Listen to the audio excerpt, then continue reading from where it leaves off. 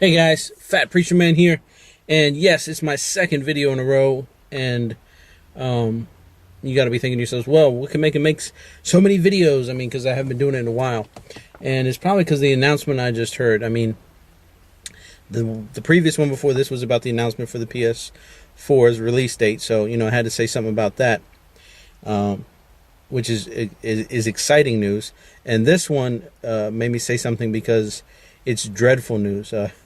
It's about the next Batman. They got a Ben Affleck to play him, and that just really is the dumbest thing that I've heard in a long time. One of my friends on YouTube here, PC Pancake, said when he heard it, he threw up in his mouth a little bit, and I'm agreeing with him. It's disgusting. I mean, I could see Morgan Freeman playing Batman first. And all jokes aside, there are plenty of talented actors and maybe even some not so talented actors that I would choose before Ben Affleck. I don't care what people say or think. In his whole acting repertoire, there's nothing that makes me think he could play Batman. Not at all. I mean, the two guys that I would have chosen may not be popular. You may not even heard of them. One is Jeffrey Donovan. He plays on Burn Notice. He plays Michael. And the other one is Josh Hartnett. He's from 30 Days a Night. And a bunch of other stuff. But those are two guys that I would pick way before I'd pick Ben Affleck.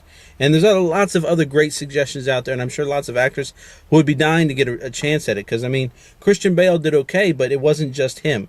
There was other actors and actresses and the director involved. But there's only so much you can do with that person. And again, this is going to have to be a strong actor because he's not just Batman, he's Batman and Superman's in there. And it's going to be coming after 3 successful Batman movies. So you're going to need somebody to carry this character in such a way that it represents the franchise, it represents who Batman is, who Bruce Wayne is, and how they will interact in a world that now includes Superman. Because DC, the comic book world universe always includes them together, but the movie franchises have been separate. So it's almost like they exist in this tiny bubble where all the other things that happen that would interact their world, affect their world, they don't, because they isolate them, they quarantine them off. Same thing happens in the Marvel universe. Spider-Man is separate from the other Marvel characters like the X-Men or Wolverine.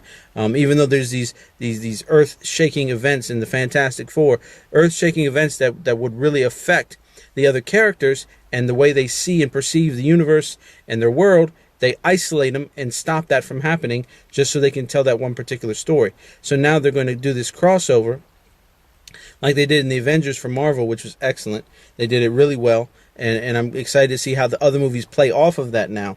Like how the new the Iron Man, I think he mentioned it, since the things happened in New York. So that was a little brief something, but you got the new Thor coming out. Hopefully there'll be a new Hulk coming out.